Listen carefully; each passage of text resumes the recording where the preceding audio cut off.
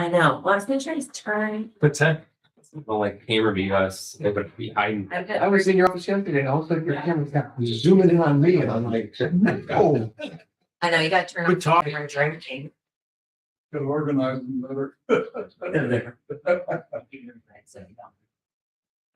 This is my A through Z. Oh, yes, sir. I know, I figured I'd see what's in it. There we go. That's as As bad. long as you can find what you need. It's all right there. I'm not as precise as that. Should be able to do that. Good. You better just stay off the screen.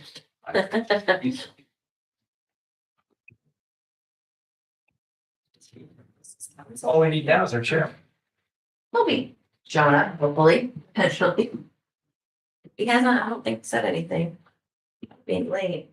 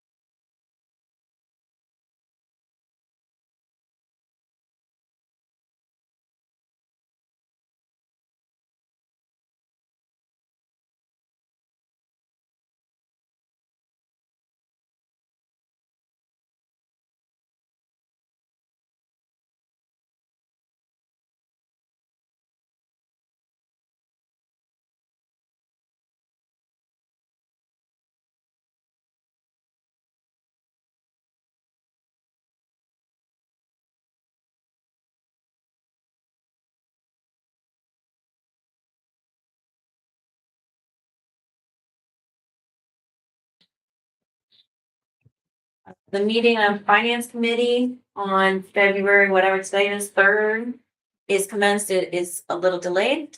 Chair will be joining momentarily, but we're gonna go ahead and get started with Deputy Auditor Sampson going over a couple of 2025 documents. First document that's coming around to you is comes out of our financial system. The big bulk of it comes out of our financial system. It gives you a listing of every department, every revenue object code with a little description, what the original budget, what the revised budget, and what the year-to-date actual was for those revenues.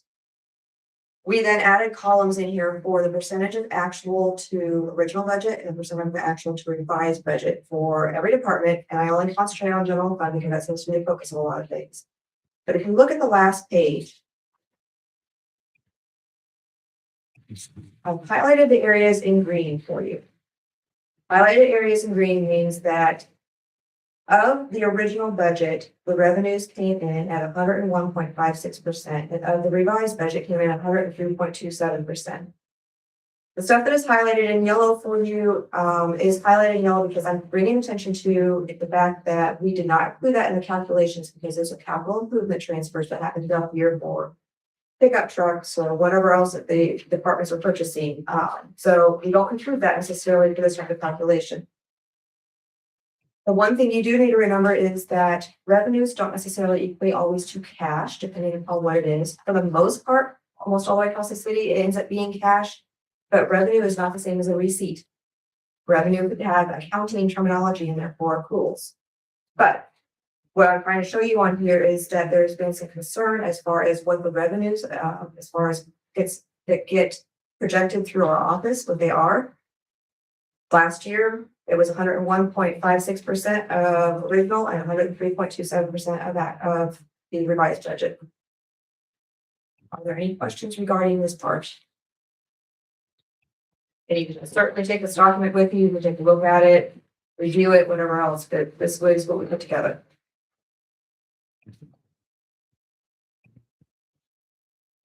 Any big outliers we should be aware of? Now, to have your revenues be in grant total for general fund be within 5% of either projection is actually considered to be phenomenal across the board for industry standard. And on top of which, you also would rather have your revenues be a plus, in other words, 101% rather than be minus of like 95% or whatever else, because that means we probably didn't receive as much cash and whatever revenues. So we've got a little bit more than what was projected in both cases.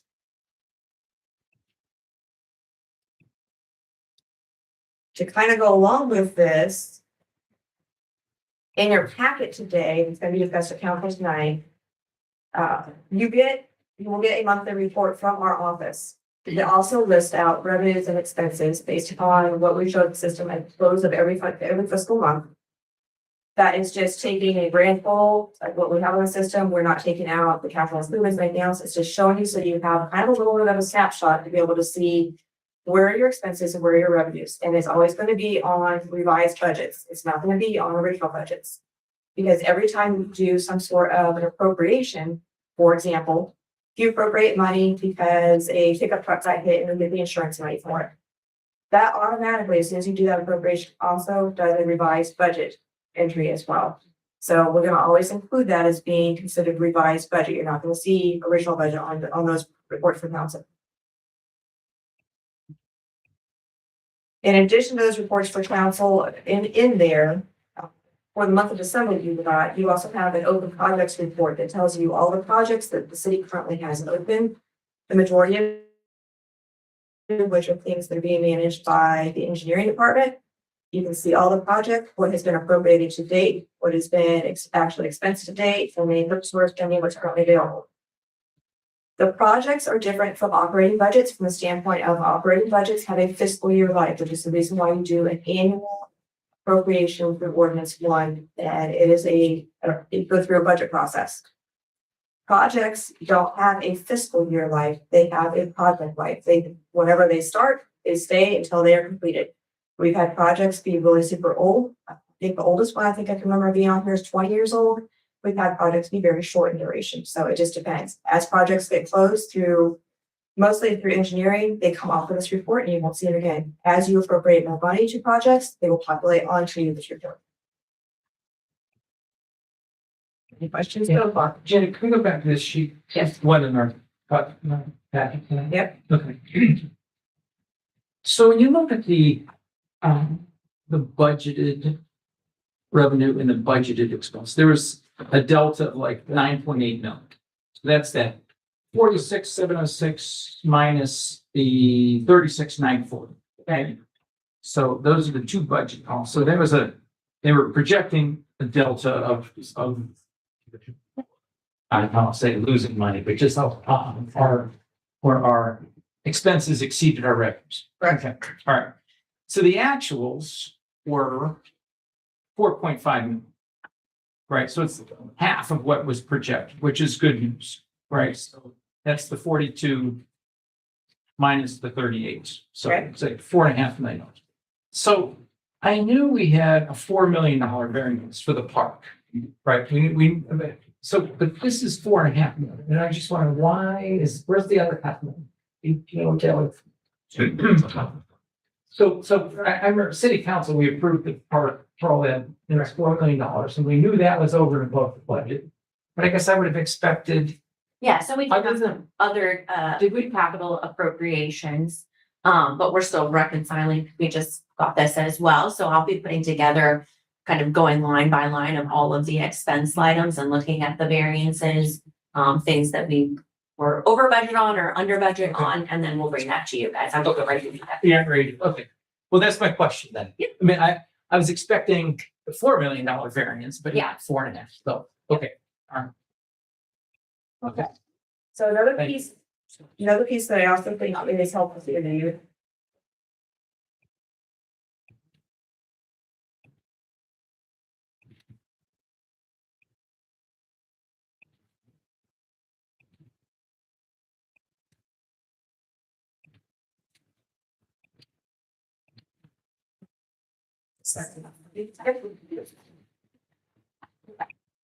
Keep it spinning around to you right now is what you need to be focused on.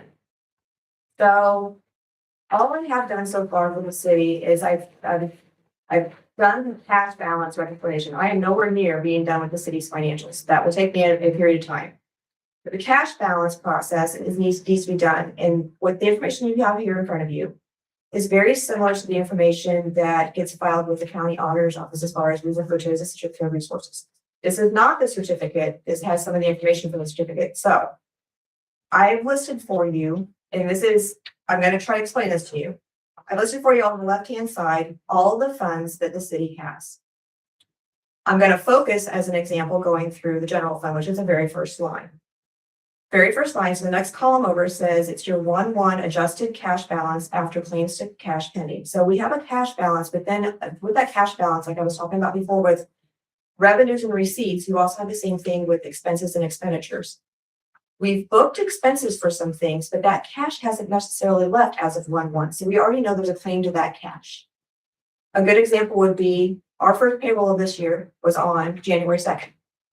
That January 2nd payroll had to do with time that was worked in 2025. So we've booked the expenditures or the expenses for this, but the actual cash has not left yet. So we've already adjusted for it. That's the reason it's referred to as being an adjusted cash balance. So general funds adjusted cash balance is $22 million. The next column over is the plus the 2026 estimated revenues. That if you look at your budget books, that's the exact same dollar amount that shows up in your budget book as far as the estimated revenues. Next column over, so you take your first column, your second column, you equals then your unappropriated balance before ordinance 1 of this year. So you're talking about $58 million plus. The next column over talks about less restricted accounts included by a fund because we can't have a fund specifically for it. So this restricted account in general fund is your rainy day reserve account. You can't necessarily use that money for other expenditures. It has to qualify for the rainy day purpose of it.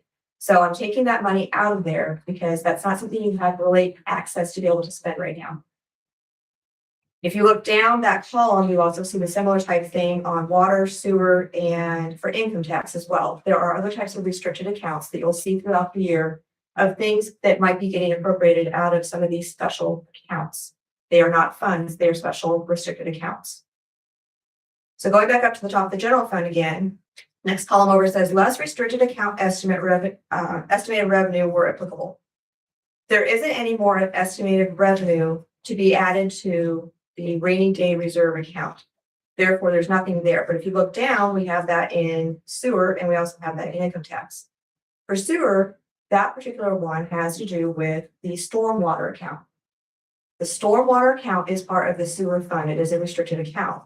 That's something that we can generate a revenue estimate on of. That's the reason why in sewer, that $10 million is highlighted. It's bringing your attention to the fact that there is money in there as a revenue estimate that isn't necessarily just money you can use for anything sewer related. All right, so go back up to the top again. The next column over is less the ordinance 2026, ordinance 1 appropriation. Again, came right off your ordinance 1, and actually out of your budget books too. It's the exact same dollar amount that was appropriated. The next column over then is at this point, your unappropriated balance after ordinance 1, but before any kind of additional appropriations you've done. So you've already done additional appropriations between first and second meeting. I did not include that. This is just an example of how you keep track of an unappropriated balance. By law, you cannot appropriate more money than what is shown right now on this column, on any fund. Unless we change something, we either de-appropriate money that's already been appropriated, or unless there is a change in the revenue estimate, and a change in the revenue estimate will have to be significant, it has to be filed with the county auditor's office. You can use this particular layout, however you want to use this layout, if you want to keep track of it yourself. However, from now on, for January close all the way through November again, we will include it as another sheet on one of the sheets for you. We'll usually have the investments. We'll include that for you to show your unappropriated balances as they would close of each one of those months. We do not give you the December one on purpose because this number resets every year. It doesn't just carry over from whatever the last number was. It resets because we have to do an actual cash calculation to figure out what's going on, the revenue estimates, everything else. Trying to give you your December number is going to confuse you even more and something you're trying to learn about. So what you need to be able to know about, to be able to manage, to understand is the dollar amount that is showing on that last column minus whatever you appropriate on the second meeting or whatever else. That is your unappropriated balance. That is what you're allowed to go up to be able to do your appropriations. When you do an appropriation, particularly if you do an appropriation out of any one of these funds to a project, and any other kind of appropriation, that money leaves this particular fund and goes to a project and it's reserved off on the projects. That way it doesn't get double counted. We assume you're going to spend all that money when you do that appropriation for those projects. Haven't lost anybody totally yet? Okay. So yes, it is important for you to understand your revenues and your expenses for 2025 to be able to see kind of what happened, to see maybe what kind of trends there are. What is really important for you to understand right at this point in time is the sheet that's in front of you, because this is what has to be the information on there is what has to be. You cannot appropriate more money than what's showing on here, regardless.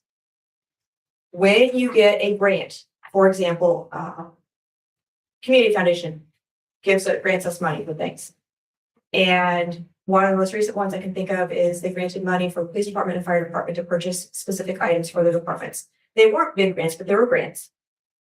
Those grants did not necessarily show up as a project because they are not something I have to track from the federal standpoint. They just showed up in the operating budgets for the police department, fire department. But as soon as you go ahead and do an appropriation for that, you're not only doing an appropriation here, you're also doing a revised revenue estimate as well. So it increases your revenue, it also increases your expenses automatically from the actions you guys take.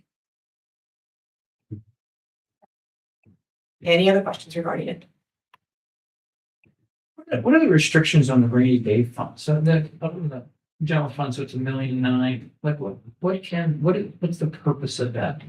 The rainy day fund is a restricted account that was set up specifically to be able to handle if for some reason all of a sudden you have a perfect storm, things start going south very quickly. It buys you some time to be able to right the ship before the ship goes down. There is right now I can't tell you the percentages, but it can only be a specific percentage of one of your numbers in the revenues or expenses. Right now, I can't remember where it is because I don't deal with this enough on it. But you can only reserve off by state law only so much money. You can't increase it. So for some reason, you guys said, hey, we're kind of worried about whatever else. That's where you have this account, but that's where you then be very careful and very cautious about anything else that you want to spend money on. Yeah. It's not restricted to labor or, I mean, It has to meet the qualified purpose. It's in your codified ordinances. It's not restricted to labor. It's just help. okay, But then- I guess that's my question. But then on top of which you have to have it, if you go into that account and use any of that money, you have to have a plan before you use it, how you're going to yourself that money back into the account. So it's not a matter of you use it and it's gone. You have to have a plan to be able to replenish that. is this the maximum amount of money that we're allowed to put in or have at one I time? believe that, I think this was last year's number. I think it's currently what you're currently at, or real close to it. I haven't evaluated that. Yeah, we've been at the state max for a couple of years. Okay. Do you know what the and- restrictions are? It's pretty much like bills that are urgently needing to be paid within a period of time. So it's pretty much like, yeah, suddenly you have to. Catastrophic. Attack and you like, yeah, there's lots of things, but the big thing is that is pretty much just an additional reserve for us. We also then implemented the minimum reserve amount, which is just kind of our target saying, hey, we want to keep the, $12 million on a regular basis in our general fund, unappropriated balance for us to have wiggle room and make decisions on kind of as a warning point. And previously it was lower. We raised it a couple of years ago, just kind of because we could. And that's a 3-month operating. Yes, Basically, three months of expenses. So that's in the general fund built in, what you're Yes. saying? That is a resolution or an ordinance that city council passed saying that our target minimum reserve is that, and that also has the situation where if we are going to spend below that amount, we pretty much have to show it and how we're going to get back up above that. Well, minimum reserve is something that is highly recommended by, the reason why it was instituted was because of the rating agencies. They want to be able to see that you have ways to protect yourself in case something were to occur. So that wasn't just something that was thought up, that was rating agency saying, hey, you really should consider this. And that's like 12, right? Even 12 or? No, it's 3 months of operating Oh. expenses, so it's a little bit higher now. And the main thing is just showing that you're keeping an eye on that, again, to be able to cover if you had a bunch of debt that you wanted to do. So like we could say, hey, you know what? We have a big capital expense. We're willing to dip into our minimum reserve target, but being able to show, why you're doing that, how you'll be able to make it back up over time, that type of stuff. And the reason that the state has a maximum amount on rainy day funds is because cities were utilizing that as a way to kind of hide money from dividends previously. Do any of these amounts in the right-hand column concern you? No, again, I just got this morning, which I appreciate Ginger putting it together because this is always really useful information. I historically looked at what gets filed with the county, so I'll have to dig into it a little bit. Obviously, the big one is the general fund unrestricted balance. That's not a surprise to us. We knew that with some of the expenditures we've made over the last couple of years that we had decreased our overall general fund position. And then obviously with the appropriation of this year's budget, again, that shows that. So no, I have some questions on things just that I haven't had a chance to dig into on some of these accounts that we use less often, that maybe there's opportunities to utilize better. This is a random one that I haven't dug a lot into the cemetery trust fund, no pun intended. That was just a happy accident. But so probably sometime I'll be asking Ginger for more information on how, if any, there's ways we can leverage those dollars better, things like that. But no, I don't think so. I think water fund obviously was our previous concern in getting that cash position set up better. I'll just point out, and correct me if I'm wrong on this, Ginger, on the city income tax, I would just note that the, less restricted accounts and less restricted account estimated revenues were applicable. Those ones are related to the flood mitigation restricted account and the capital improvement account. Correct. So those are just those funds. I just want to call those out. So obviously those are large numbers. But say that again, so this, that 5,910,000 is that's. I think that's flood mitigation. Or is that capital revenue? It's capital and Think flood about, both. think about this. Oh, look, sorry, the revenue estimate is capital. So that 5.9 is capital revenue. Yeah. For 26. That's Correct, Yeah. 26. And then the 8 would be the capital and flood? That would be the balances as of 1/1, correct? Okay, I got you. Yeah. Oh, I got you. Okay. I don't got her. You. So, so the 5.9 is going to be what CapEx. capital revenue we're going to have for So if I 26. subtracted those two. then No, the flood- so the 8.1 is currently what is in there right now. So the 5.9 is the estimated revenue. The 8.1 is going to be currently what's in the flood fund, restricted fund, and what's currently in the capital balance. So the, About 4.6, I think, is the flood amount. and 3 point something Yes, for, Yeah, so if you go to the financial report that's in your council packet and you go down to CIT fund. And then CIT fund restricted capital improvements. So that's the 3.49. So that is what the starting balance of the capital improvement fund is for this year. And then the 4.6 is the flood restricted dollars that we've set aside for flood mitigation projects. And then 3.49 is the starting CapEx. Okay. Mhm. How do you feel about that, Chairman? Is that? enough? You started? Yeah. Yeah. yeah. So that will be able to get like resurfacing and all those front end projects out. There was just projects from 25 that did not go, such as 212, 236. There's going to be $1 million there that we're going to have to appropriate into it. So that just carried over. So it was accounted for. It's just, it was not used in 25.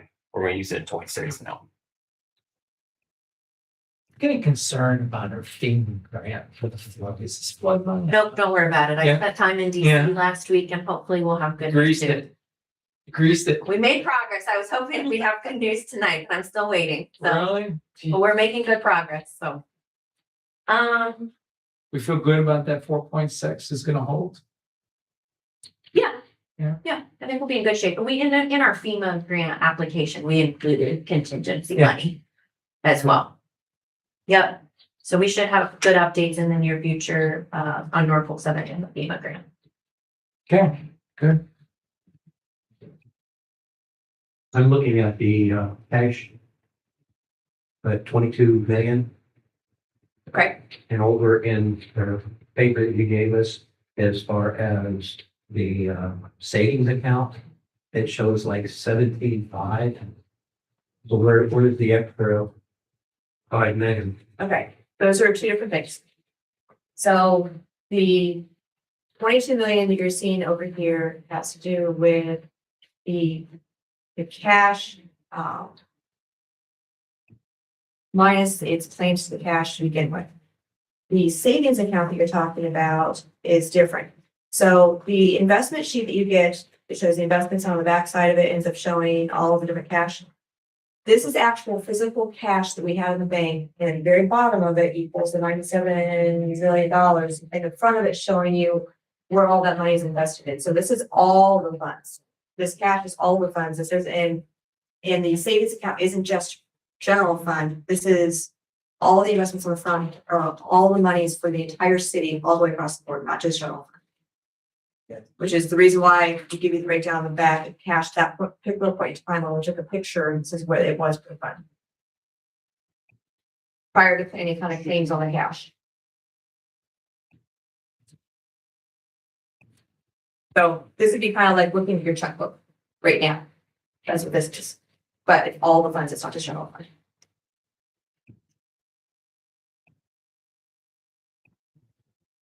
It's a lot to absorb. I'm trying. you're doing great. That was the hard part in budget hearings too. It's like, there's a lot going on and Ginger's way more in the details than any of us, but There's a lot to absorb on this, and I'm more than willing to, if we need to dive into a different meeting on a particular topic or try to explain something else, I'm more than willing to try to do that. It's just, there is a lot for you to try to absorb, and there's a huge learning curve for you to have to learn how to do.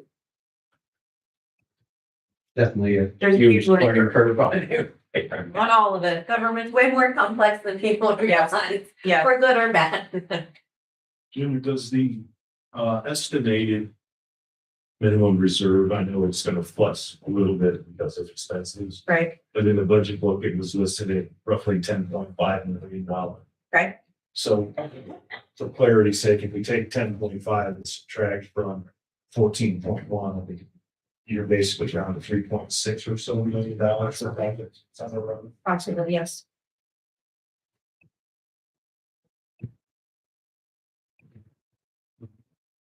State vote. That would be the goal. No, we're good. No, this was just the starting. We just started with this, so I think it's just asking if there's other questions. So If we're not, still defining committee responsibilities. No, we haven't done that. we haven't gotten to that. Oh, so we're just skipping around. Yeah, we're skipping. No wonder. No, you said you want the, didn't you want the 2025 review done first? That's what we did. That's what this. That's, we're still doing it. All right, other questions for Ginger? If not, I'm gonna start digging into other things, even if you're behind. That's just Fairman, you want me to roll to 2026 priorities? He should do a roll call that we kind of missed, right? He just has to check you guys. Well, he doesn't have to, okay. Yeah, he doesn't have to do a roll call. Oh, you don't have to do, just, That's already done. oh, okay. Still be. That's why I'm trying to figure out why we're under the agenda. All right. I just checked them off for you. Yeah, great job. You even got them all written in here. It's very, very nice. You know our names, thank you. All right, so are we on to overview and state program opportunities? Is that where you're at? No, and I apologize, I didn't see I did 2025 review and then committee objectives, yes. So let's do committee objectives. I just have some slides that I can make notes as well as we go. Oh, 1 second, I gotta share it. Oh.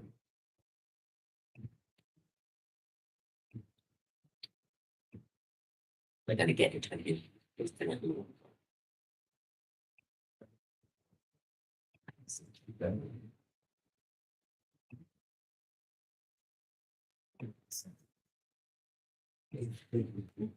Like you.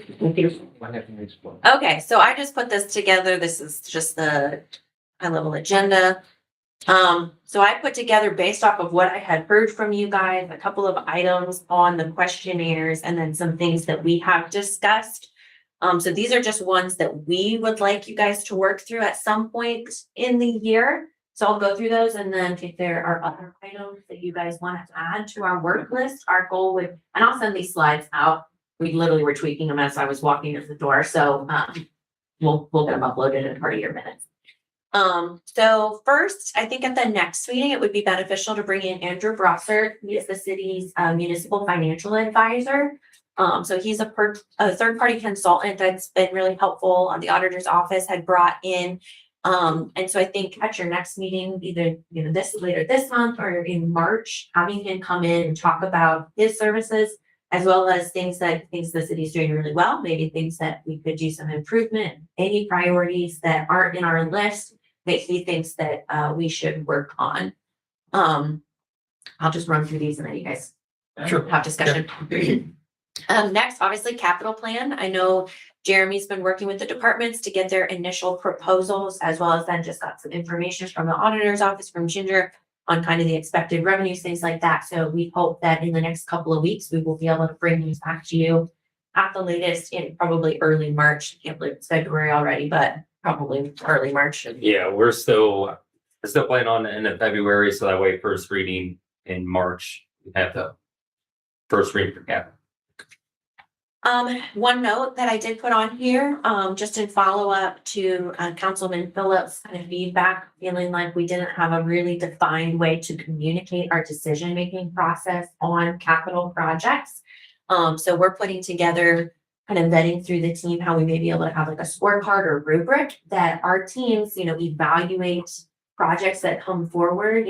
They have the knowledge and they sit there and they kind of tell us, but we can document it so that you guys can say, hey, if following up with a resident that brought a concern and say, here's the analysis we did on it, here's why it doesn't rank really high right now, but they've put it on a list for future consideration.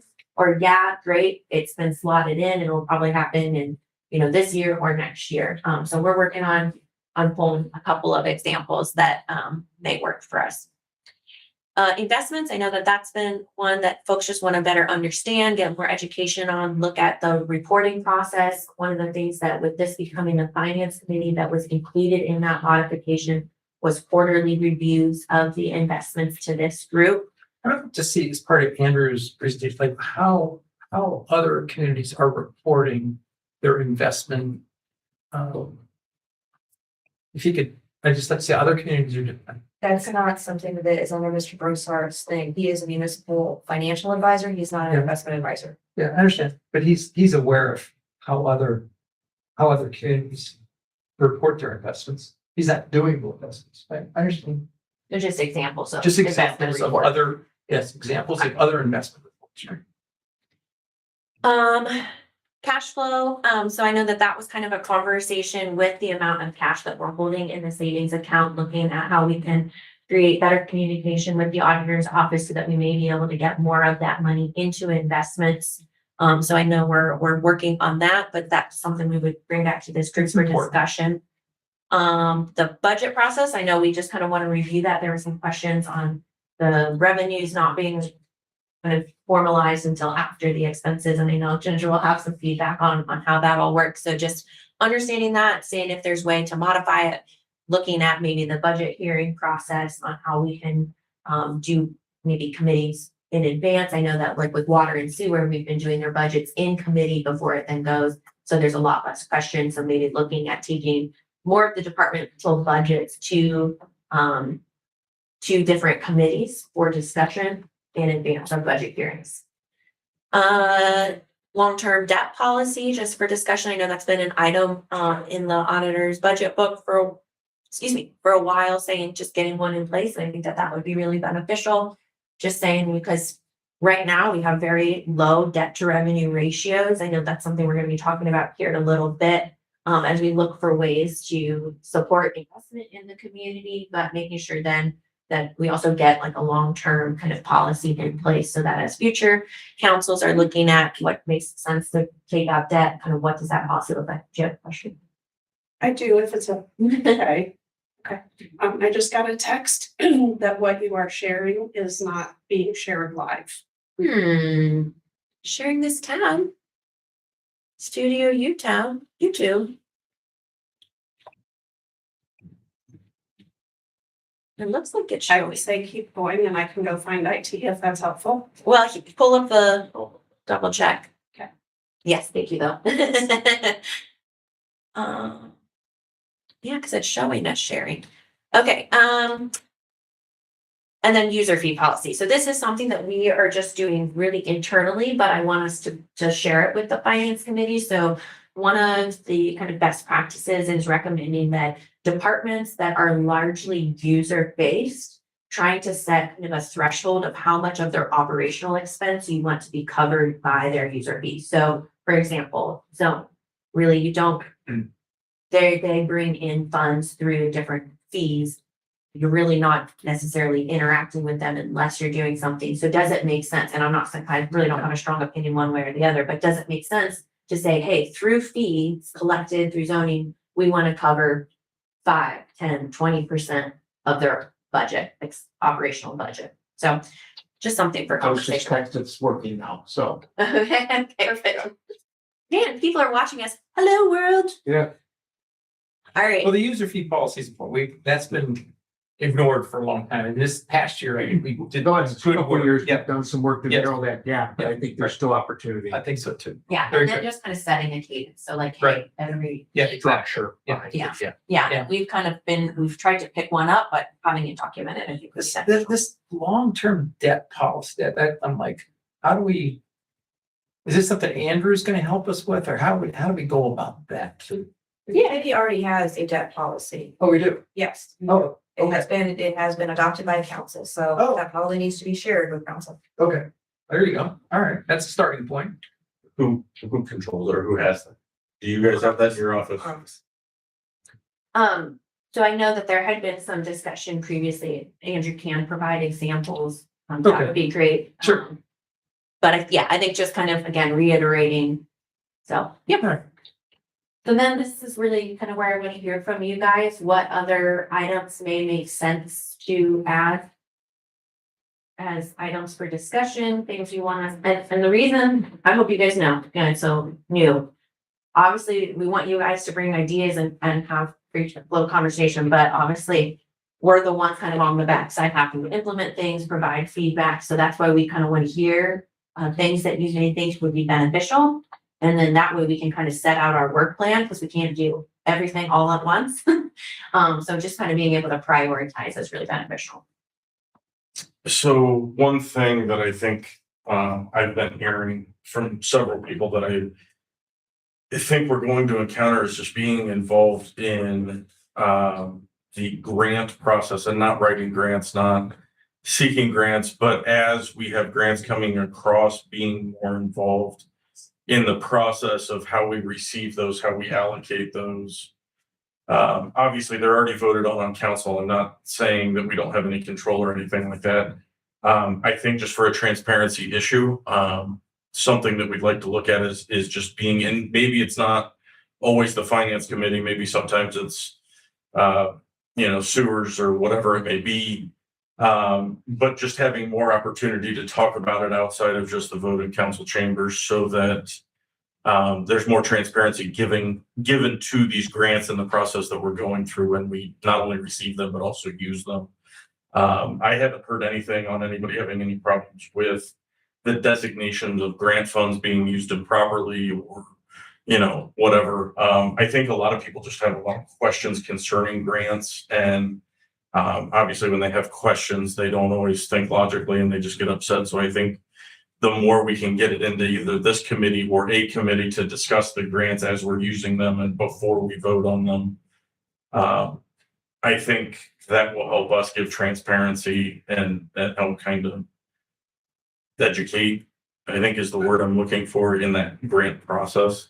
Yeah, so as I kind of shared at the rules committee discussion, the majority of grants that we end up going after are specific to projects that are approved in the capital plan. So I think that going through the capital planning process will be really helpful to you guys because we say, and I use the example in that, right?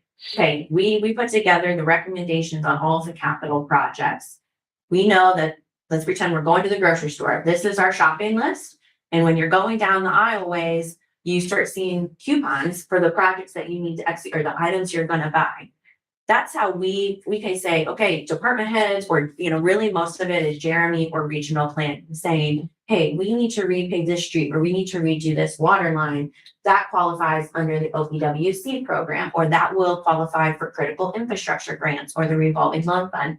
So most of them are annual, they're grants because they're funds from the state, but they are programs that we take advantage of on an annual basis. So one of the things that I think will be beneficial to share with you guys, and I'm actually, I won't even try to mess with it, I'll mess it up again, is putting together a list of the grants that we utilize and explaining which ones are kind of repeat annual grants versus like these one-off grants that we take advantage of. And hopefully that will help explain, because as I had shared at the committee, most of the time we've had the conversation at the finance committee during the capital planning process.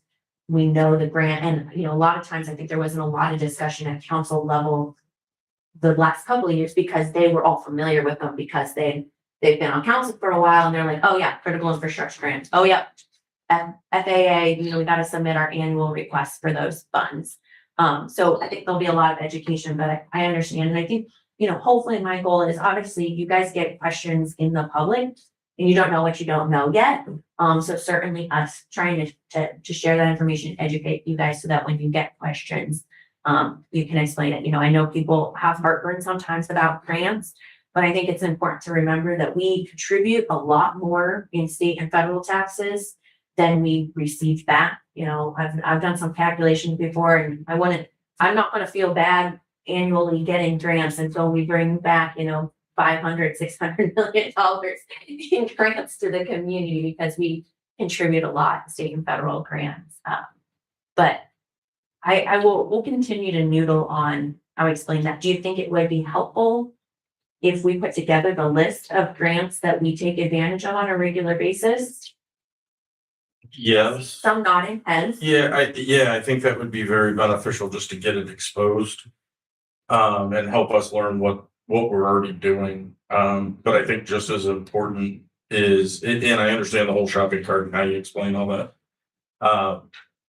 But as we're applying for those grants, if it can also just be presented that, hey, we have the opportunity for this to be used for that so that we can have an idea of what's going on with the capital budget and we kind of know what's coming up. Yeah. And it does come to you guys. Okay. That, like, hey, because we have to get permission anytime there is anytime there is a grant that we have any sort of match or any financial obligation to fulfill, it has to come to council for approval to apply, approval to accept, and if any funds need appropriated, approval to appropriate, if there's match dollars, or approval to receive the money and appropriate it to the project. So there is a lot of process involved in it. At what point in that process does it come through either the finance committee or the committee that would control what it's being used for? It's a little bit different on each grant depending on the turnaround time. So that's one of the other big headaches is a lot of these state programs. If Jeremy says, hey, I'm going to take advantage of the large communities fund, maybe that's not a good example, but large community funds, they'll say, hey, here are projects that qualify. They'll open applications and you have 30 days to submit your application or you don't qualify for the fund. So depending on how meetings fall, because we only meet, the first and third Tuesday, sometimes we may frequently, especially like FAA is notorious. If we'll be like, hey, we need you to pass this on emergency tonight because we have to do it. So, but we again try to say it's a project that we had planned. That's why we're doing it. Rarely would I say that we come to you guys, especially on emergency, to say, hey, this random grant came up and we want to take advantage of it. And it's a project that we didn't have planned to do for 3 years. Most of the time it is things that we had slated, had discussed within the pipeline. And you'll see too on the project sheets, we try to show any anticipated grants that we think it will qualify. And certain projects, we will appropriate money 1 year to start the engineering and design process to set us up to then apply that next year for the actual construction side of things. Yeah, jump in. I was gonna say, Jeremy, I clearly haven't said anything wrong yet because he hasn't. No, well, in the 10-year capital, Capital, well, capital. you'll get a copy of that 10-year capital plan that you'll see that runway of the work that we've anticipated. And there's columns that'll show where the funding is going to potentially come from. Is it grant, general fund, et cetera. So that's more capital and he can talk a lot more to that. But a couple of general fund examples are like the AFG grants for firefighters that covers like training and small equipment and things that'll come along. General fund things. Police training through OPATA. OPATA will, at the state level, say, these are the requirements for training for police officers this year.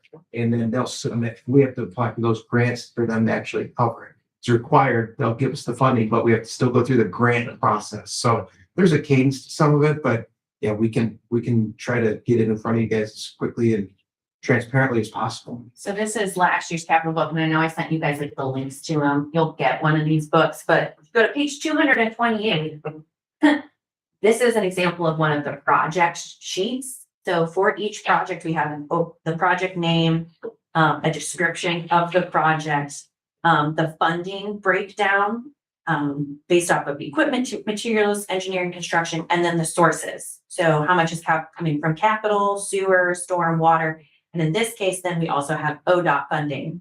And then what, if any, funds have already been appropriated, all that type of stuff. And we update that. We have an Excel spreadsheet on the back that Jeremy updates for all the projects going on kind of as they're happening. And that's getting way deeper than I planned on getting. Yeah, well, hey, I know you guys get a lot of questions about it, so I just want to give some resources. Objectives and anything on objectives. Can we go back to the grant thing for a second? Sure. The example is the grant that we received in the email at 2:00 this afternoon.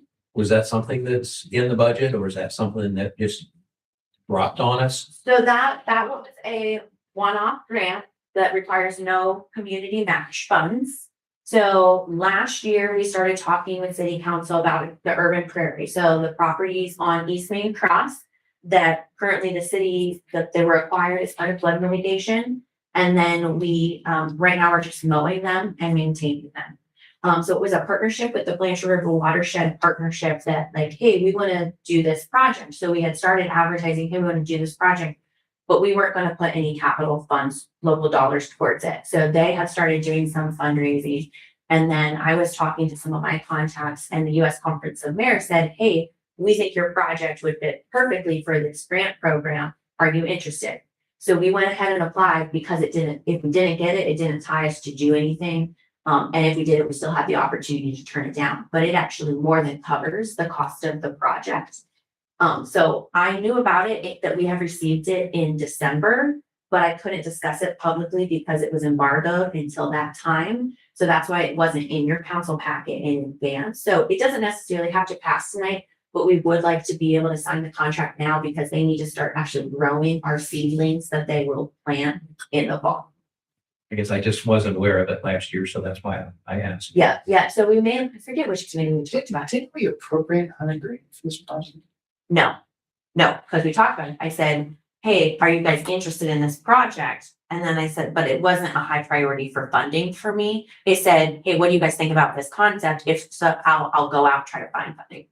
And then the Toledo Zoo is going to be involved. Yeah, so they have a program called Wild Toledo. So they grow natural native plants that they use in projects across Northwest Ohio and Southeast Michigan.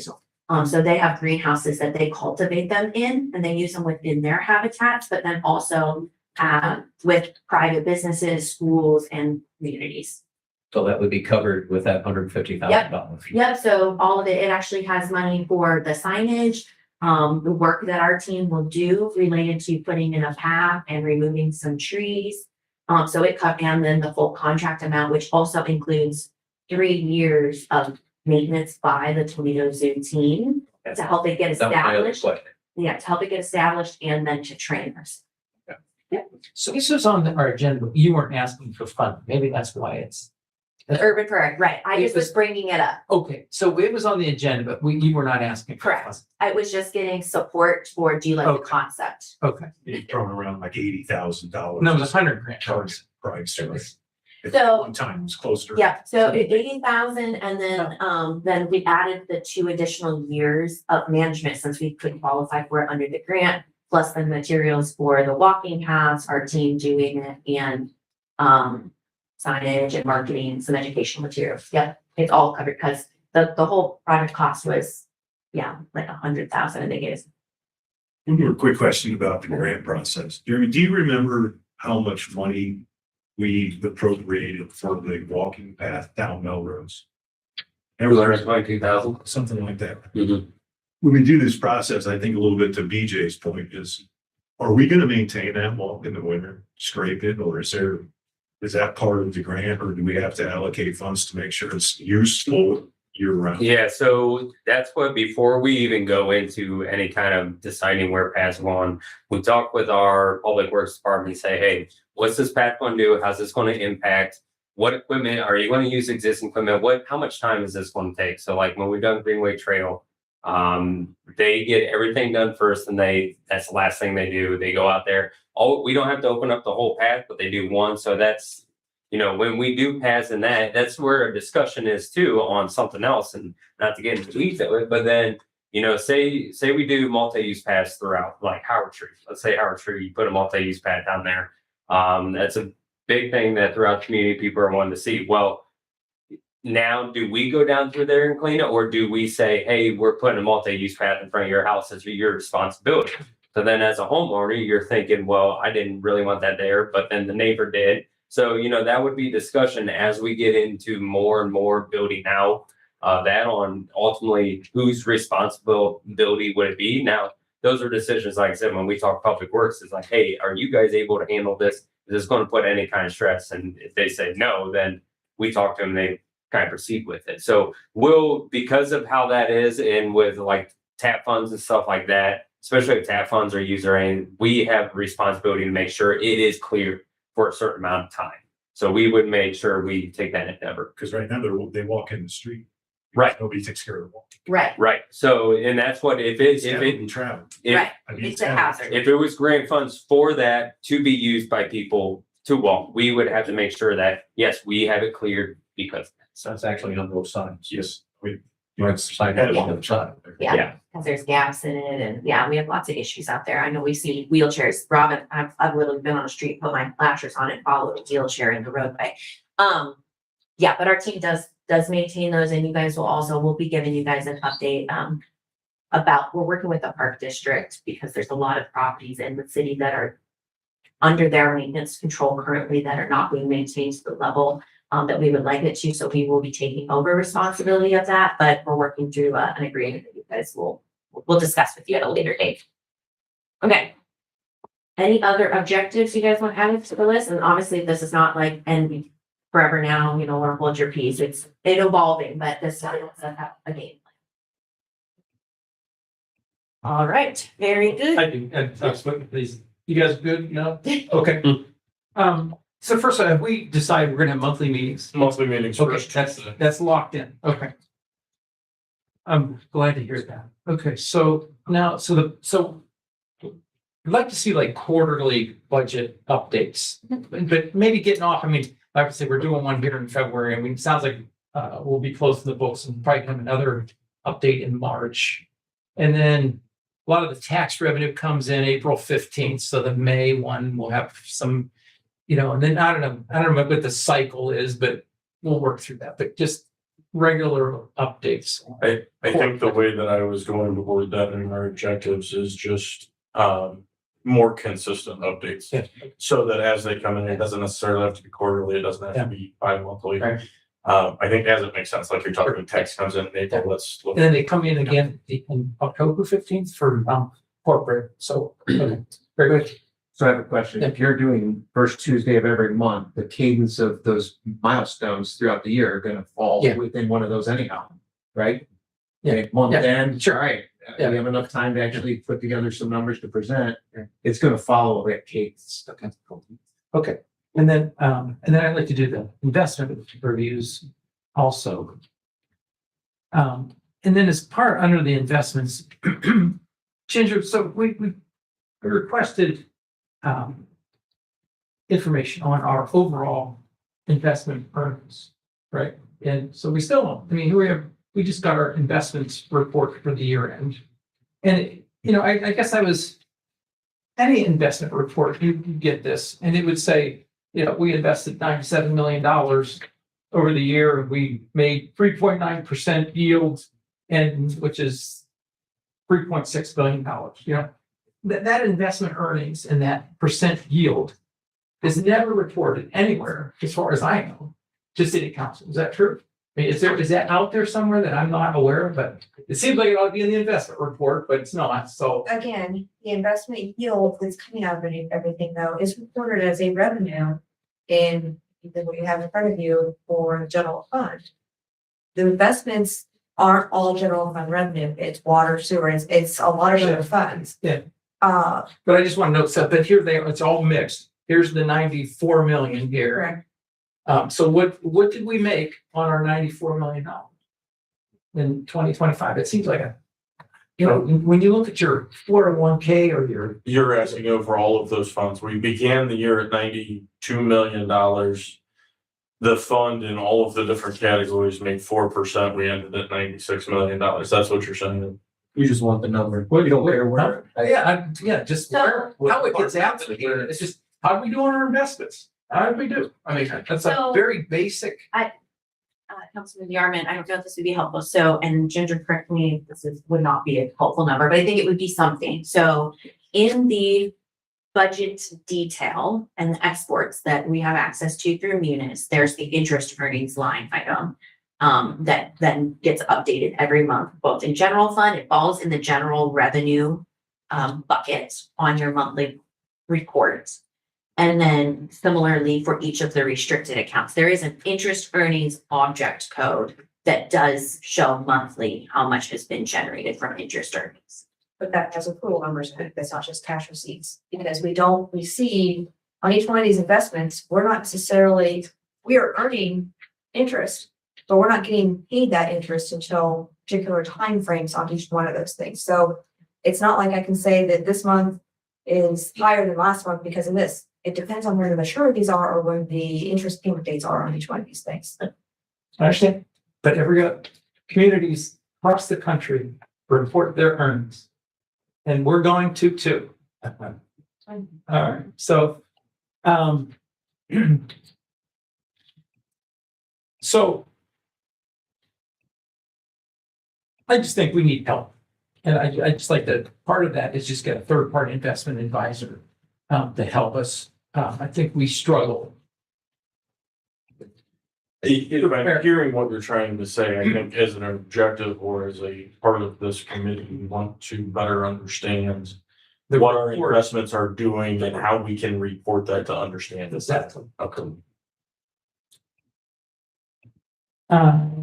Another objective is just to review all unbudgeted cost items. I mean, I think one that just came up was the Heartland Ford Center for Investment Readiness, $7,500 for 5 years. When I watched that, I wasn't at the meeting, but when I watched that, it looked like that wasn't a line item, and so it's just an unbudgeted item. Okay, those need to be discussed at the finance committee. That's all my objectives. I think. So what was, you're saying you want to? I want to review unbudgeted expenditure requests. And typically that we have done that with appropriations, typically just on larger items. On Yeah. smaller expenditures, we just have historically taken it direct to council and had discussion with all of council. Because it's typically not as robust, like get together for 15 minutes and talk about Heartland Forward versus just discussing it council. But Okay, and again, as a reminder, when we take something to council, you guys can refer it to a committee, right? If you say, well, this warrants additional. No. So sometimes we'll kick things to council in advance just to get the process moving with ordinances for timing. But then you guys can, to kick it to a committee, and then we meet with that committee in the meantime. So we just kind of try to make that decision on if it needs to go to committee first, depending on you guys may have a lot of questions or say, no, don't proceed with that. Versus, hey, let's take it to council, get the process moving. We don't foresee it being a big point of contention. And then you can refer it to committee if you want additional discussion.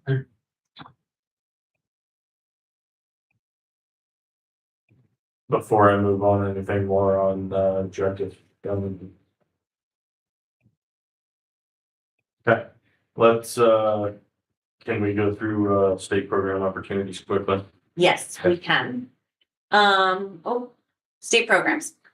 Okay, so the main two that I just want to put on your radar, I think I had mentioned that previously, is the Residential Development Revolving Loan Fund. So this is the program that Senator McCauley specifically worked to get in to support communities like Hancock County.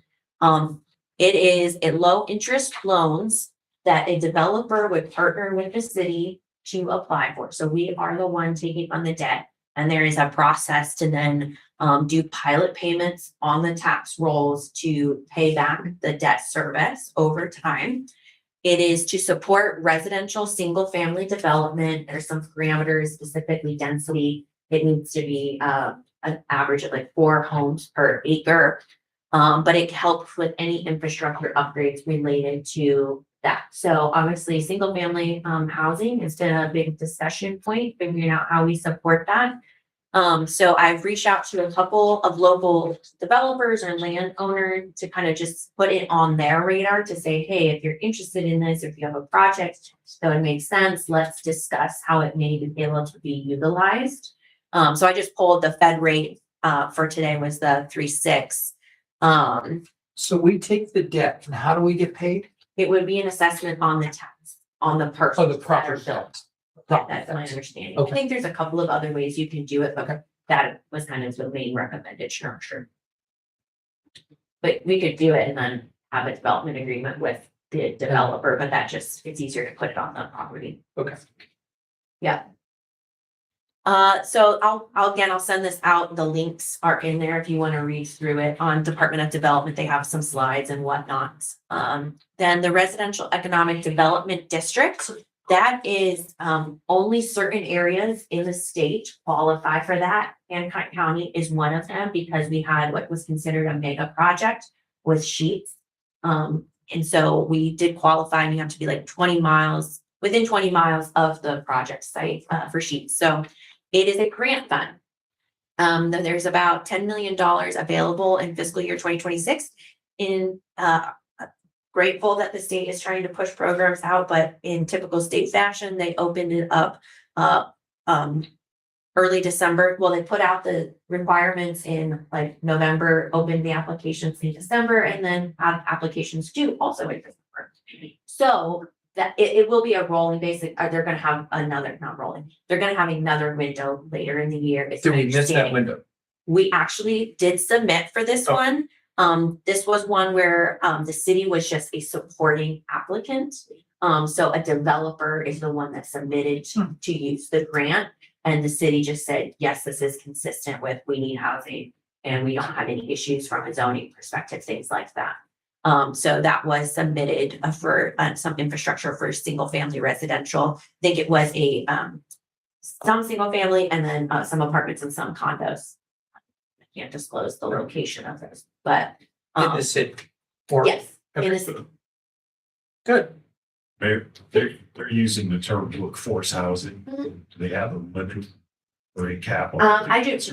No, there was not a price or income restriction or anything like that. It's just, hey, this project is supporting the growth of this company. Yes. Other questions on those two programs? Okay, Yeah, just, do we have, on the second one, do we have other, you have properties identified that we want to? not really at this point because the pot of money was so small for this one. And they opened it and closed this first round so quickly. We don't think that there's gonna be an opportunity for apply for this one again. They were kind of testing this out. But we are talking, so myself and economic development, obviously are talking to a lot of different developers, both local and regional, and looking at how we can support different ones, but obviously infrastructure continues to be a barrier. So I think the revolving loan fund is gonna be a good option for us. Questions on that? Okay. Are you guys hard and fast needing to be done, or are you good till council? I'd like to be done a little before council, but I think we've still got a decent amount of Okay. time. Perfect. I don't know if we were hard and done at 5, because this next thing is a little, I was More meat. here at 4. sure, we do have 15 more minutes. Right. If you were late.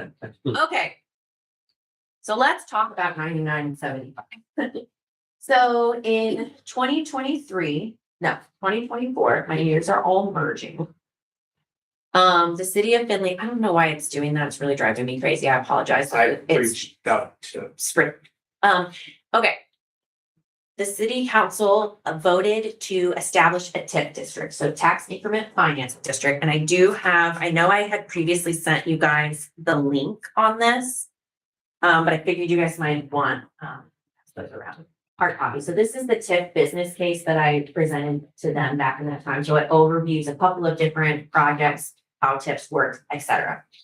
So what the main thing with the tax increment financing district is that as improvements on the land occur and the taxable value goes up, that increased property tax revenue is diverted into a fund that then can be utilized for things that benefit those properties. And those properties is kind of broad.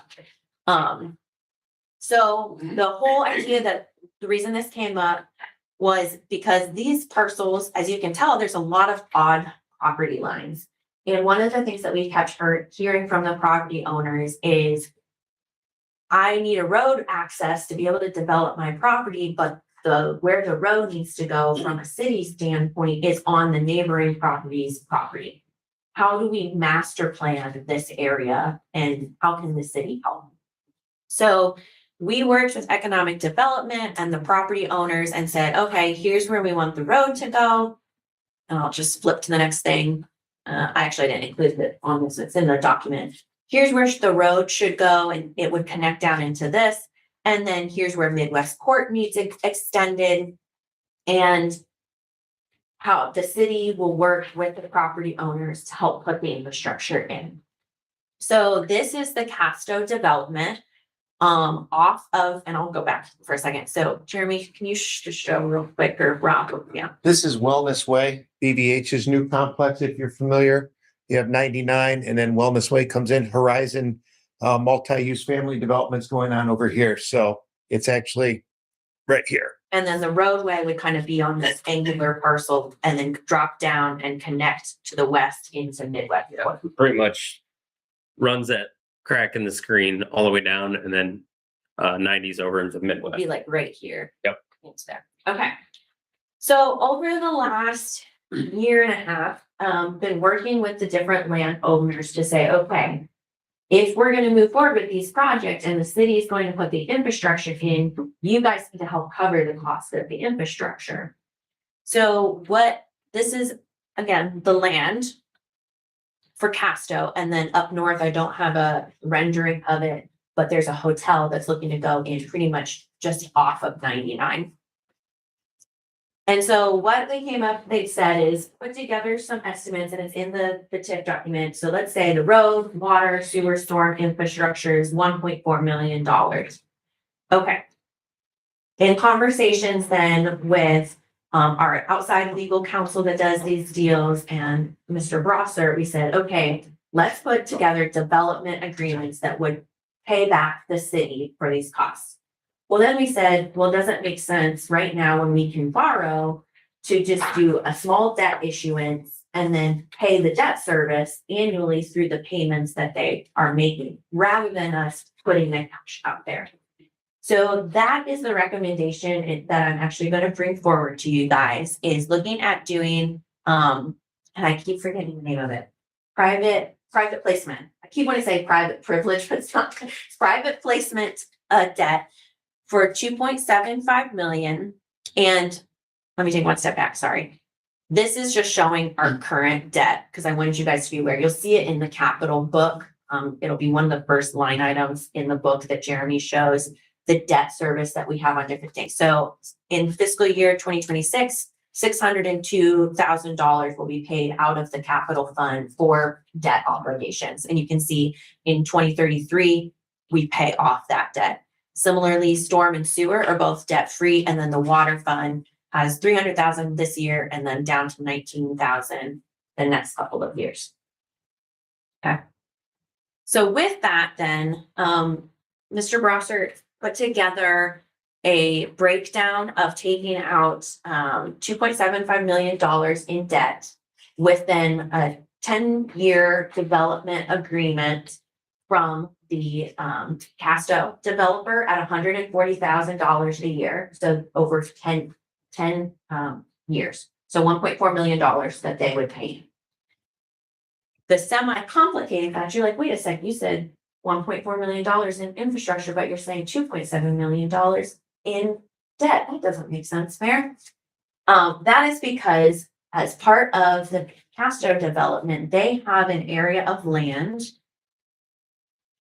in this area that they have limited ability to use, some because of wetlands in the area, but then also some because they really they don't want to develop immediately adjacent to 75. So they reached out and said, hey, would you guys be interested in this land to purchase so that you guys could build out a part for this area in coordination if future development happens south, but also 2017, we actually have a preliminary concept to do a pedestrian bridge over 75 to connect the west side of 75 into the east side of 75. So that would connect these neighborhoods, development. Personally, my ideal would eventually see an indoor recreation complex at this corner. We'll see whatever happens with that. But then connect into the Cube Recreation Complex. So that would help create connectivity with those neighborhoods, create connectivity into the Cube Recreation Complex, all that. So having that land secured allows us to be able to have the land needed for a future potential pedestrian bridge. How many acres is it? It's 21 acres.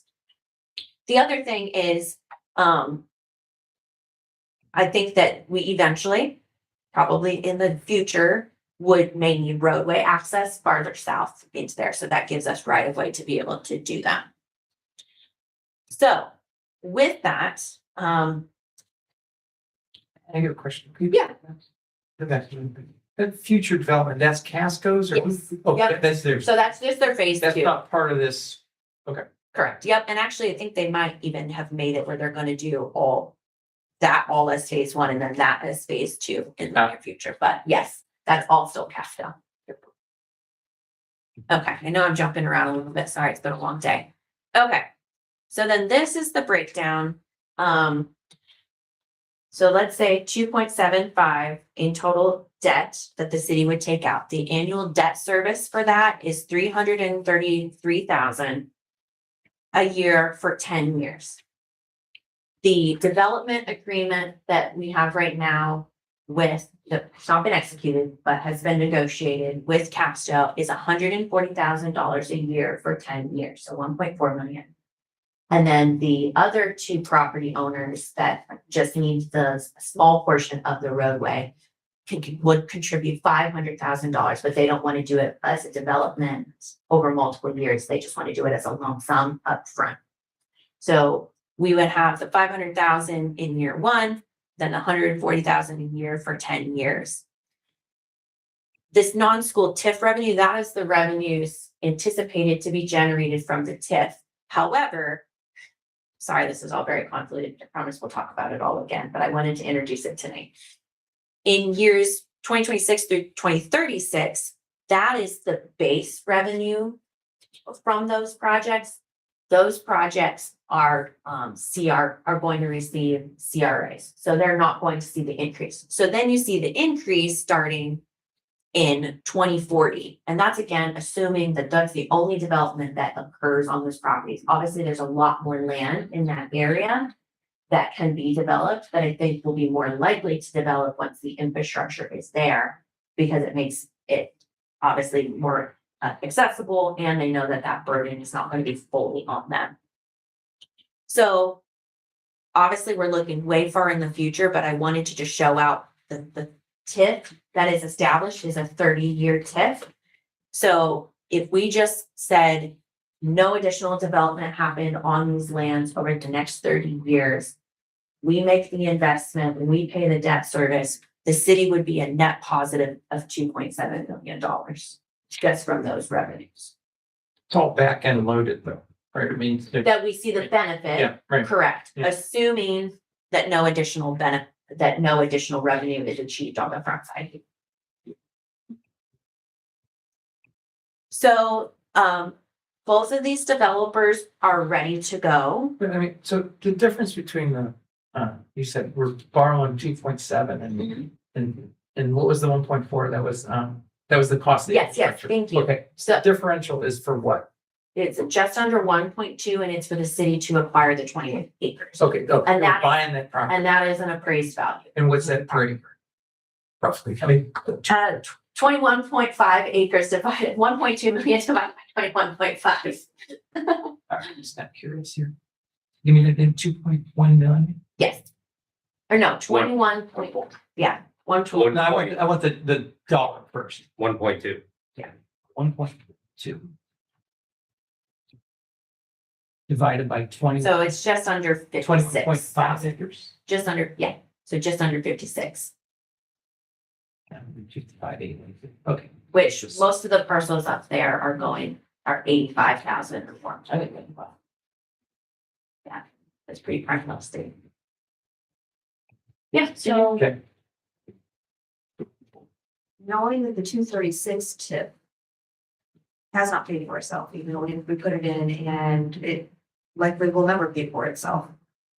do you have guarantees on this that's gonna pay for itself? I mean, what happens if Catsto goes belly up? I mean, how are we getting the money? Yep, so great point. Jim brought those up when he was a part of the conversations as well.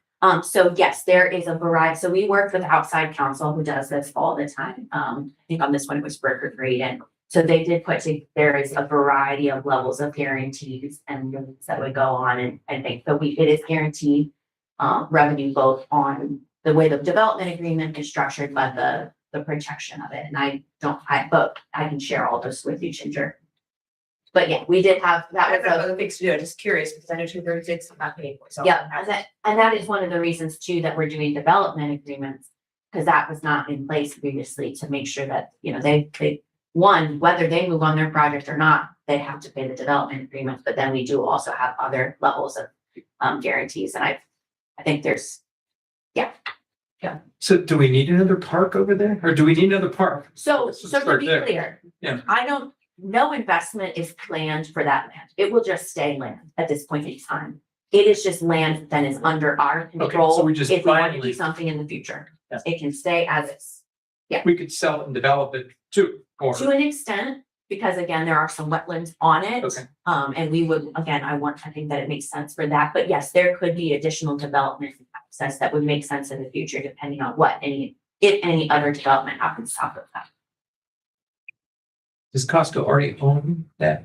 That still has closed on their property. They own that park property. Correct. Yeah.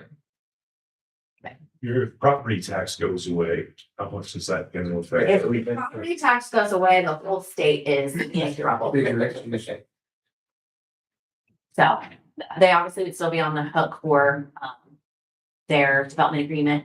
And that is then a benefit, is that we do have the ability to say, you can't get a water tap into our system unless you contribute to the fund. So that would be an option legally for us to do if property tax. Would Casco need kicking in for the pedestrian bridge or would you be responsible? That is just a future potential opportunity, no discussions. It is just this would be good to have the land secured to potentially help. So like, Yeah. How developable is the property because of the wetlands, to put a park in? I mean, is it Oh, perfect for park. 50% wetlands or what percent? It's a very dry wetland. So wetlands are a very broad term under the federal government. They actually have narrowed it a little bit, which is great because you now have to have some level of connectivity to a ditch and have water on a consistent basis to be considered a wetland, but only on a portion of the property. So it is very usable space. You basically have to have enough water to keep the grass alive and all of that. Just think it's pretty much an extension of Hillcrest Golf Course at this point, like the land wise. So if you're walking around the golf course, it's pretty much that. Is this contiguous to Hillcrest? Yeah. Yeah, that's right. So currently, it has a bunch of billboards in it that say belongs to Blanchard Valley Hospital. Yeah. That'd be the park. Portion of it too. That'd be what? It's what they call them park. The area designated on their design as the park. So, yeah, said park and open space. Really, it's gonna just be open space. So thoughts, so right now we have the development agreement negotiated with Capstone. We have the tip in place that was already executed. And so this was kind of the next phase of that. What I have not done anything with other than get the debt breakdown from Andrew Brosser is do anything related to the ordinances or legal documents that we would need to execute to purchase the property, enter into the development agreements, or do a debt issuance. Mr. Brosser said that for a private placement debt issuance like this, the process typically just takes about 2 to 3 weeks from the time the ordinance is passed. So lovely. Pretty big process. What would this interest rate be in our debt? She's got it. Yes, I have the full analysis document here.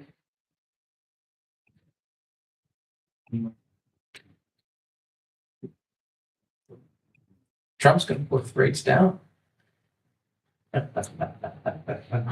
goodness gracious. And it I- doesn't, somebody's the paper. I think it was 375 or 3.5.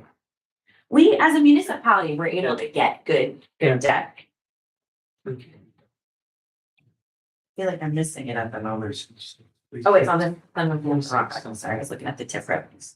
The 2.75 at 375. Yeah.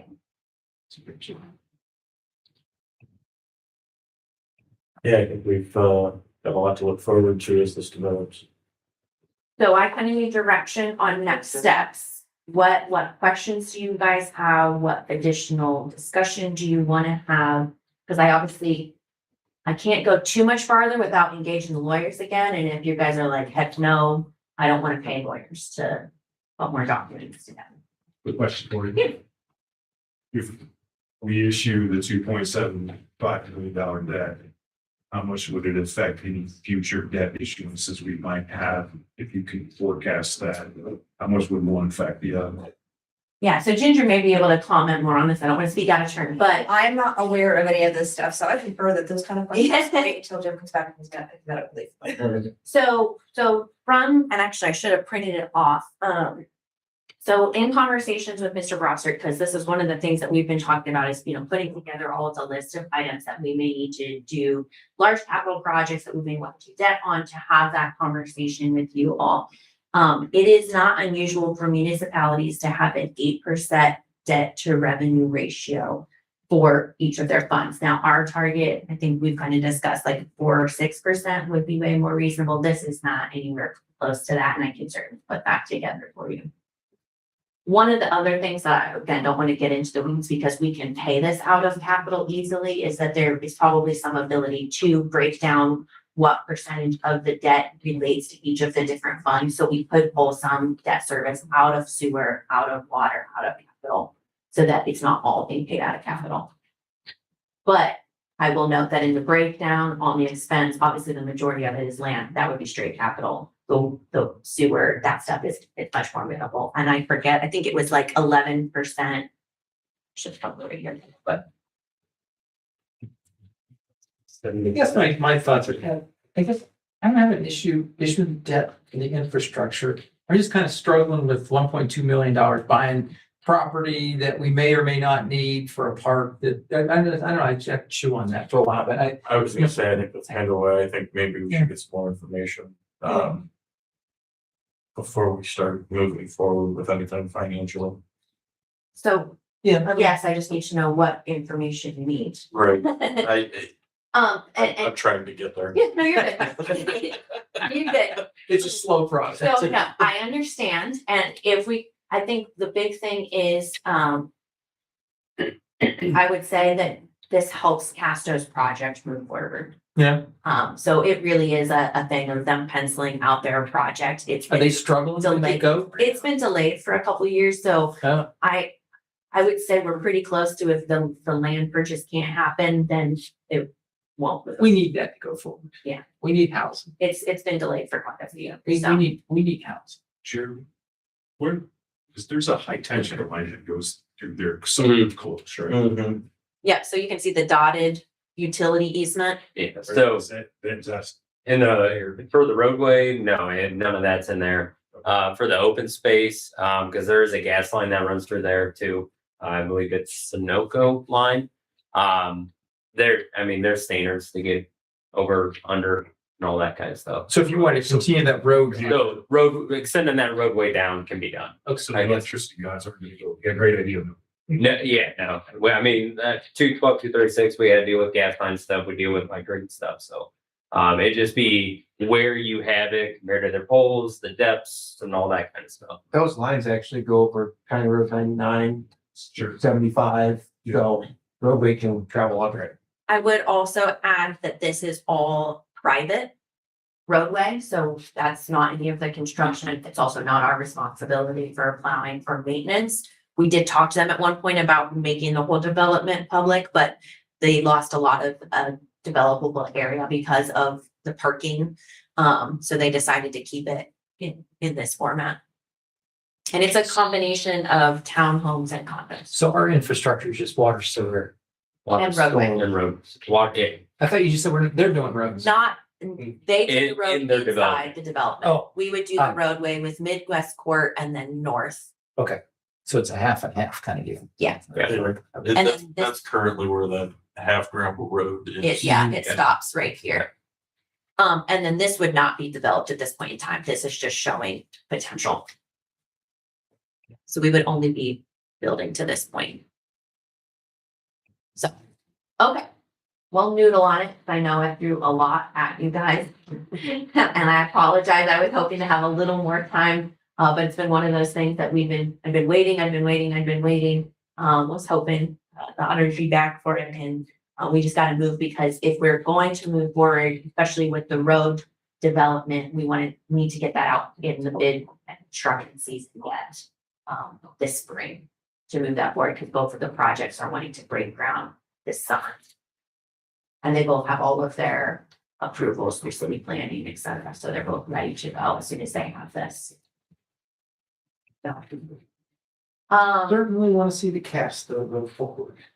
If the Casta was tied to the property, that's challenging. So it's like kind of an all or nothing. and one of the ways that I look at it is that one of the things we've been talking about is supporting housing development in the community. For sure. And we know that this area needs to be developed. The only way that's going to be developed is if we put the roadway. If we said, hey, we're fine putting the roadway in and you don't need to contribute towards it, that's $1.4 million that we're going to have to pay. They're more than covering the cost of the parkland, right? So if we say, hey, we were gonna do the roadway and we would just eat the expense, then it would be easy because they're pretty much paying us to take the parkland. Right? Because they're gonna give us $1.4 million over 10 years for $1.2 million of land. Does Casco have vendors like for a restaurant operation? So there are a number of other commercial parcels that are being looked at right now, and the property owner that Mardick that owns these also owns those. So he knows that we would like other partners to contribute towards this development. In the Casto development, they don't own the commercial land, and I don't believe they're having any sort of restaurant on their property. Did I answer your question? You did. Okay. There is, just not Casco. There are conversations on commercial vendors in this area, yes. So, okay, so based off of everybody's glazed over mind turning, I will work, What do you think? oh, I don't know. Danny's being hit. I was gonna say, do I we just want see the eyes going, I So don't know. meet again What do you in think? a week to discuss? Do we want to say, can you guys feel comfortable enough with me proceeding to get the additional documents together? What all does additional documents entail? That would be like any documentation on the ordinance that would need to be prepared for it to get approved by you all. And then I would also get more details on the process for a debt issue. Any estimated dollar amount, I don't know what that's gonna take. But the ordinance is just, Shouldn't, well, it's just. because it would include debt issuance, I would have Bricker Graydon, who's dealt with all of the deals so far, put it The together. debt issuance should be going through the auditor's office after a year ago. So, Yeah. and Jim is to be back now in 2 weeks, so I would prefer that he be involved with this. I know he has some discussion about this. I don't know anything about this. Yeah, and he has not been aware of any discussion on debt issuance. That just kind of came up in the last couple of weeks. He is aware of the development agreement discussions and the land acquisition discussion. You think he'll be back in 2 weeks' time? So, we can hold tight, for 2 weeks. I'll try to just get more information on the process.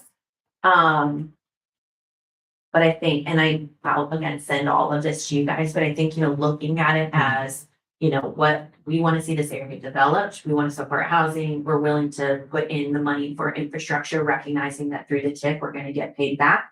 And really look at the development agreement as supporting the land acquisition. So we would have another 300 grand a year, just more pressure on the balance in the budget.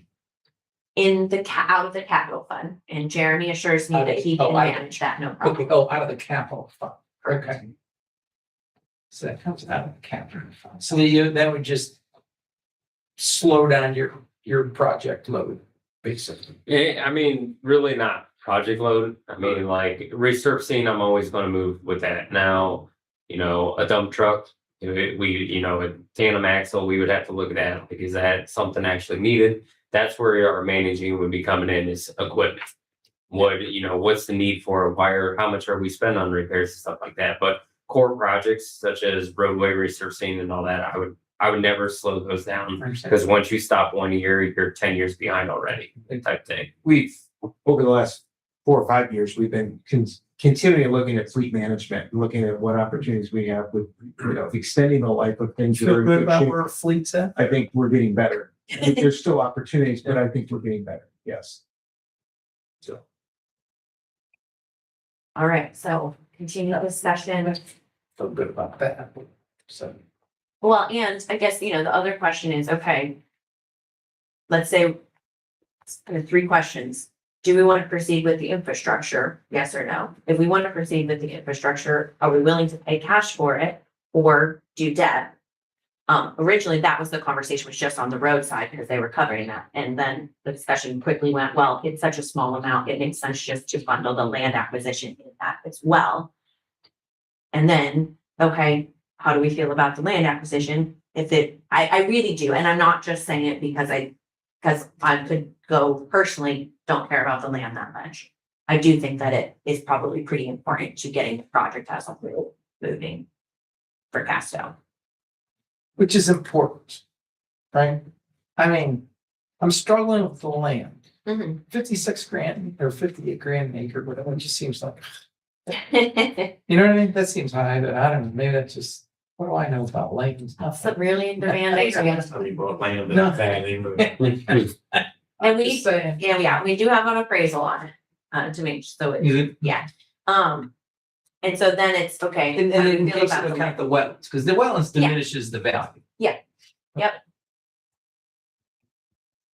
There's at least a verbal agreement in place with all of the boundaries and the property owners. Yes, yep, and so one of the things that will be coming to you guys is we need to follow up with the roadway boundaries, because the hospital has given the roadway access to Martin.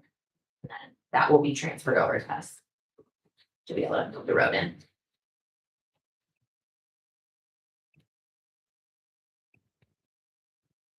You're back to 3 scenarios, so it was, go walk us through that again, like the, Are we gonna do the infrastructure? okay. If we're gonna do the infrastructure, are we paying cash for debt? Are we doing the land? I definitely want to do the infrastructure by personal, we want to do the infrastructure. Because we need a house. Right, okay, so then, all right, then it's the land. So the land is challenging because we're buying land that we may or may not. I don't know, okay, and then the third thing was. Well, then it's just, are we financing it or paying cash? That's the big thing. Okay, So the 2 decisions are on infrastructure and land and then transfers that on which. And I would say I wouldn't recommend. I probably don't think it's worth doing the debt on just the infrastructure. But obviously, we're not be tying up a lot of cash either, so. if we just did the infrastructure, would the project go forward, Casco? Or is it's really tied to the, We've been. I think it really is tied to the project. We've been working with them for 2 years and they have been. That they've come up on the development agreement. They've really been trying to make it work and they came down on the price of the land. So I think it's pretty much, we need to do both. their last offer. Yeah. And they extended their closing multiple times until they were gonna have to give more money to the landowner. So unfortunately, this has just taken longer on my side quite a bit because of just dealing with lots of things. It just wasn't the right timing to bring it forward, so. That's why we're kind of a spot now. All right, so we on hold till Jim gets back.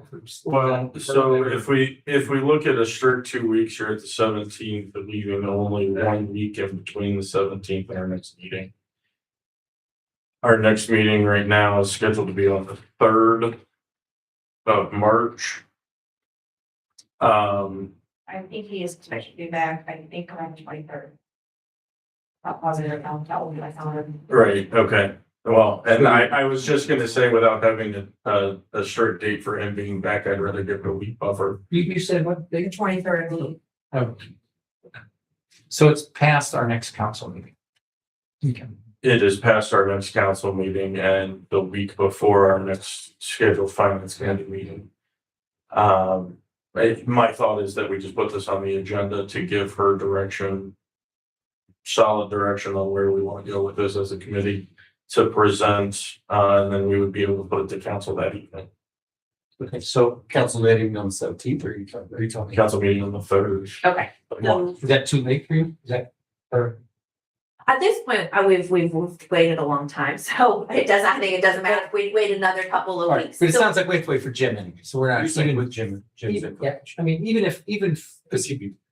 Yeah, and he was a part of the conversation back in the October, November, December. Obviously, I don't think anybody was expecting him to be out. So what I will then do, based off of what I just heard, is I will move forward with getting all of the documents together to be available both for a discussion with the committee and then potentially add to council's agenda on the 3rd, depending on how the, the committee. I guess the question is, does the committee want to meet before the 3rd, just to?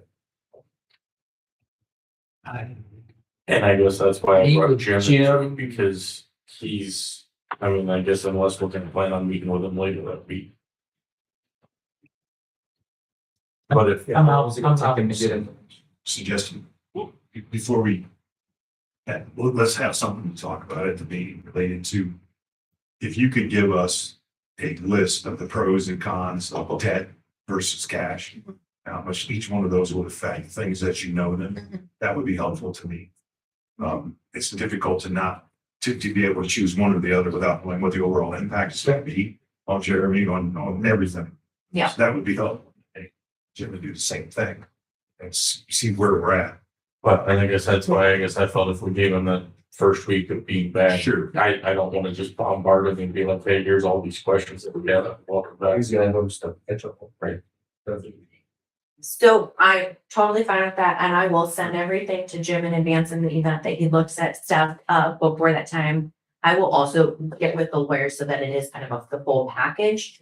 And this is going to seem more harsh than I intended to be. When I've been talking to the lawyers have said, obviously the auditor's role is very important in the actual process, but what occurs is a decision of council. That's a legislative decision, and then the auditor's office executes the process. So I think it'll be good to have that idea. I'll try to gather as much as I can from third parties on the process itself. But it is really you guys need to give which direction. Yeah, what the kind of auditor input, wants. what kind of input would we expect from Jim, would you say? I mean, just, Well, and I don't know that that's hard to say that. That's kind of why I want Jim here to be able to tell me what kind of. all right, fair enough. Okay. All right. Okay, I will work on fleshing this out and getting a full package together for you guys. I appreciate your When consideration. would we get Sorry, that package?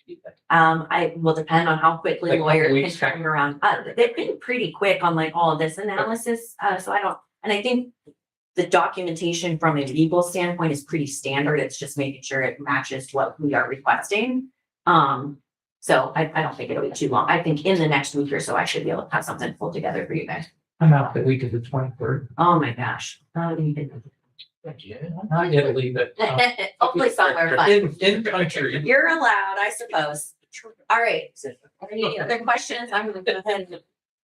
Are you adjourned? Sounds like you did. No, I haven't closed it yet. Sir, I was.